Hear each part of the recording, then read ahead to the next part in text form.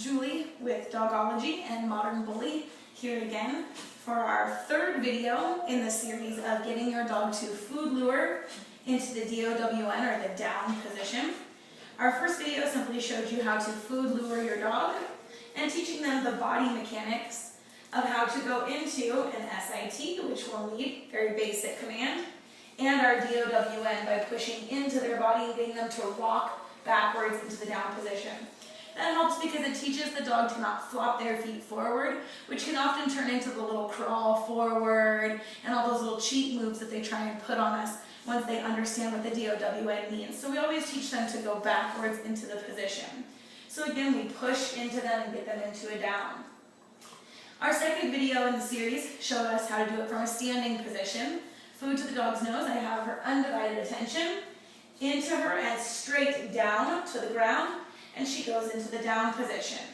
I'm not looking for duration in the second video, I just want her to simply move into the down and then I let her break out of it and she'll receive the reward. In this third video, I'm going to show you how you start building just a tiny little stay for your dog.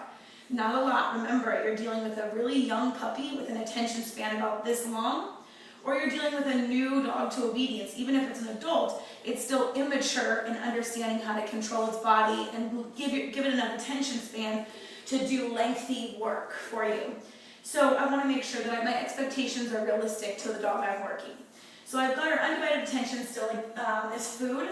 I rock her into her down by pushing into her. She goes into the position, but I haven't released any food to her yet. So she's a little frustrated, but I still have her attention. But she's laying in this down position. Once she remains there for a moment, I'll go ahead and give her the reward. Good girl. Notice my hand in the lure is still against her face. I'm not moving it away yet. This is our very, very basic stage into our down stay. She's there, no food has been released. She's frustrated, but she's holding the down. I release the food and tell her, good down. That's a good girl. Very good. Good girl. You grab some more rewards.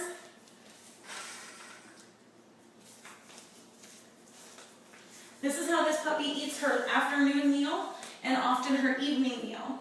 This way it's something that we're actively doing together. We're spending some time together. She's exhausting her little puppy brain and I'm teaching her some things that I'm going to need as she grows up. So again, here's my DOWN. I rock into her. She goes into the down. Haven't released any food to her yet. So she's sniffing around it, she might paw at it, but she's holding the down.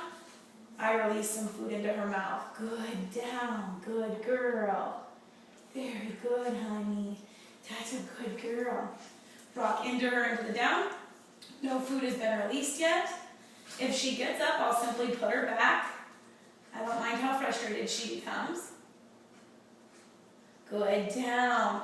All you're doing is extending the time period between behavior and reward. That's all a stay is. A motivated stay should be the dog holds the position because they know if they hold the position, then eventually they're going to be rewarded.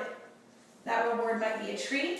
It might later just be some praise. It might very later in stages just be the release out of the stay command, as a dog would rather be moving and playing and actively doing something than in an obedient stay. Good girl. Done. Good job. That's a good girl. Notice her reluctance to want to kind of hang out and play. What she wants to do is me to get more food and keep training. So that's a good sign when your dog stays engaged and they want to continue doing it.